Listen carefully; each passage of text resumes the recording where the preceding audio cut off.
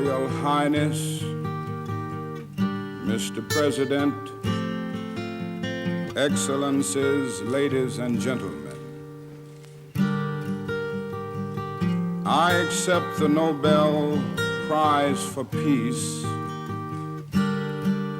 at a moment when 22 million Negroes of the United States are engaged in a creative battle to end the long night of racial injustice.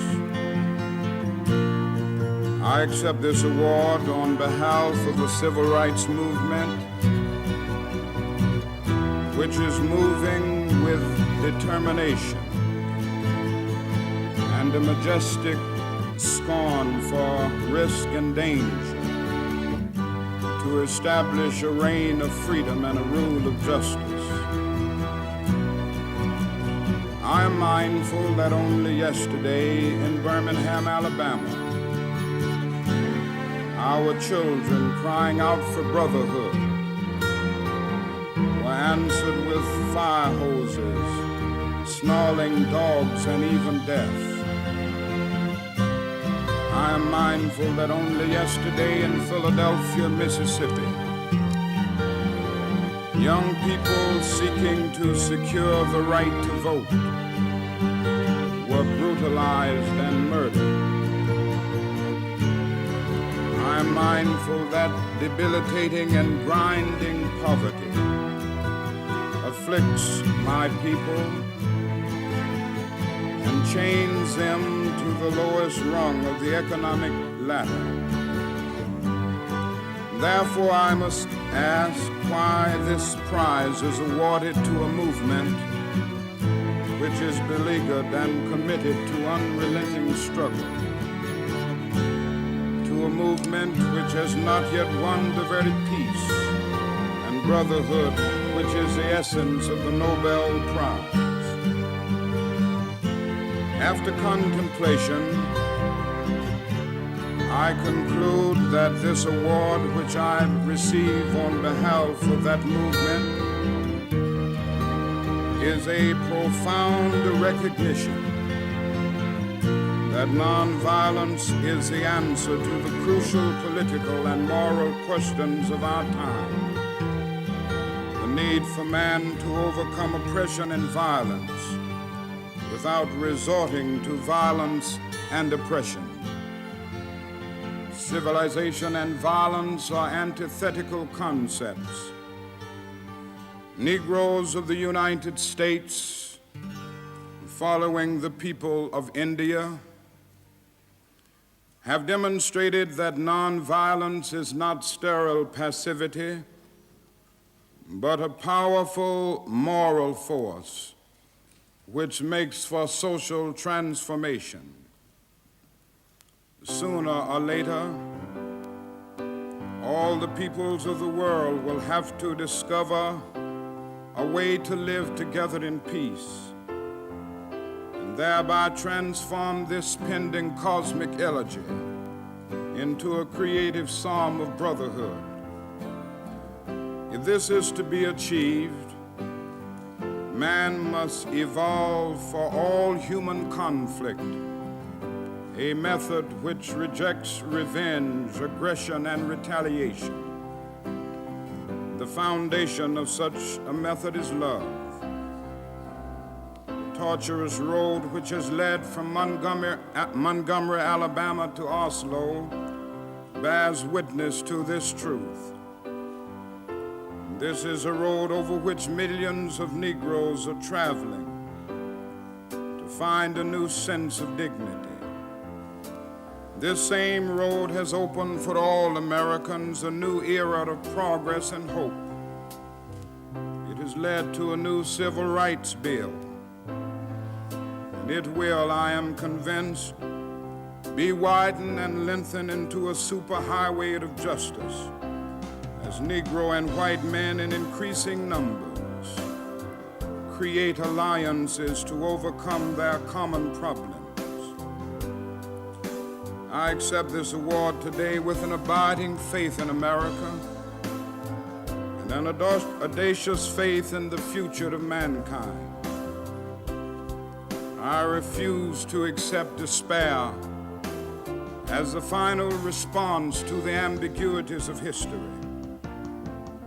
I refuse to accept the idea that the isness of man's present nature makes him morally incapable of reaching up for the eternal oughtness that forever confronts him. I refuse to accept the idea that man is mere flotsam and jetsam in the river of life, unable to influence the unfolding events which surround him. I refuse to accept the view that mankind is so tragically bound to the starless midnight of racism and war. The bright daybreak of peace and brotherhood can never become a reality. I refuse to accept the cynical notion that nation after nation must spiral down a militaristic stairway into the hell of nuclear annihilation. I believe that unarmed truth and unconditional love will have the final word in reality. This is why right, temporarily defeated, is stronger than evil triumphant. I believe that even amid today's mortar bursts and whining bullets, there is still hope for a brighter tomorrow.